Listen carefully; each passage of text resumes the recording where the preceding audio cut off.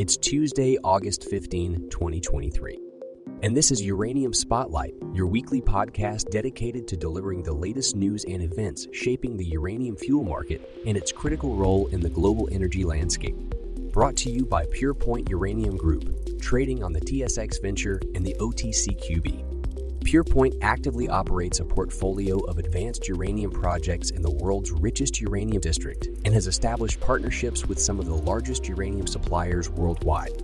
While our passion for this subject is undeniable, it's essential to clarify that the information presented here is not investment advice. Instead, our goal is to offer an unbiased and comprehensive review of recent events that could impact uranium prices. And now your host, Chris Frostad. This week on Uranium Spotlight, we'll be discussing small modular reactors and their expanding adoption. We've got several reactor stops and reactor starts to talk about, as well as an expansion of nuclear capacity around the world.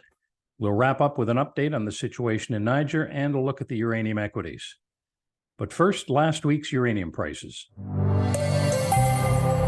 Once again, there was little activity on the spot market, which has become the norm this summer. As a matter of fact, there was only one transaction noted last week that gave the spot price a small last-minute bump. Over the course of the summer, the spot price hasn't moved much off the $56 mark and closed on Friday at $56.75 US per pound U3O8. The term uranium market was no less quiet last week, with no reported new demand or contract awards. Small modular reactors, or SMRs, are a technology based on the nuclear reactors in military nuclear submarines. Their attraction is based on the fact that they share the capability of large-scale reactors to generate carbon-free baseload electricity, but they'll likely be cheaper and quicker to build than conventional reactors because of their smaller size. The United Kingdom is open to competition funded by Great British Nuclear to see who will build Britain's fleet of small modular reactors.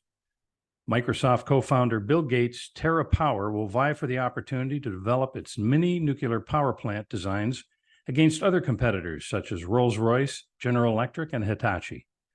Rolls-Royce is leading a British consortium designing small modular reactors and has secured substantial government funding for the project.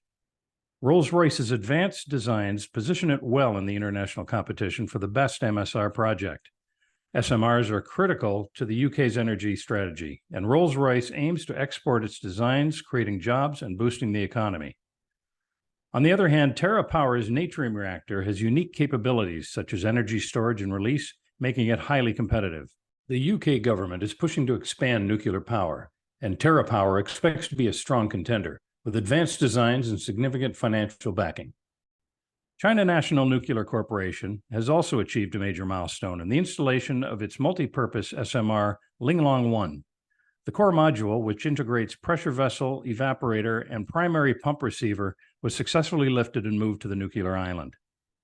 This marks the peak phase of Linglong 1's installation and represents a historic step in global nuclear miniaturization. The modular design and standardized construction shorten the construction period, reduce costs, and enhance safety. Last week, the world saw a few gains and a couple of setbacks in the addition of new reactors. The UK's Hinkley Point C nuclear power plant faces potential delays due to construction setbacks, potentially starting the reactors 15 months later than planned. Meanwhile, South Africa's Coburg nuclear plant has also experienced delays in maintenance on one of its units, which is now expected to be completed in November after encountering logistical obstacles and workforce integration challenges. In Michigan, despite the push to restart the Palisades plant, decommissioning work continues on the plant on that side of the 49th parallel. On the flip side, Canada's Hydro-Quebec has said that it could bring its Gentilly II reactor back into service after removing it from service in 2012. Finally, Ontario Power Generation celebrated the successful early completion of a unit at the Darlington Nuclear Generating Station, showcasing the value of planning, innovation, and skilled workforces.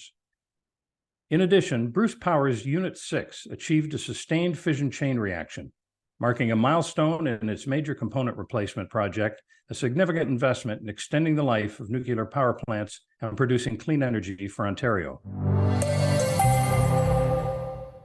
Countries around the world are expanding their nuclear capacity at an ever-increasing pace, including Iran, the US, and France. Last week, Iran announced its intentions to continue expanding its nuclear fleet. Iran aims to increase its nuclear power generation capacity to 20 gigawatts. The Bushehr nuclear power plant, which has generated over 60 billion kilowatt hours, has helped save the equivalent of 90 million barrels of oil. Construction is ongoing at the Karun nuclear power plant, and the completion of the Bushehr Units 2 and 3 is a priority. Iran has ambitious plans for new nuclear capacity in various provinces, reflecting its determination to expand its nuclear energy capabilities. The U.S. Energy Information Administration predicted that utility-scale generating capacity in the United States will grow by 35.2 gigawatts in the second half of 2023, with the start of commercial operation at Vogtle 3 in Georgia providing a significant boost. Finally, France has once again become the biggest net exporter of power in Europe, surpassing Sweden, while Germany has transitioned from being an exporter to an importer. Germany's shift to importing energy is a direct result of the closure of its nuclear power plants. France's increased nuclear capacity has allowed it to export much more energy, particularly to Great Britain. Sweden and Spain also maintained their net exporting positions due to factors such as stable exports and renewable generation growth.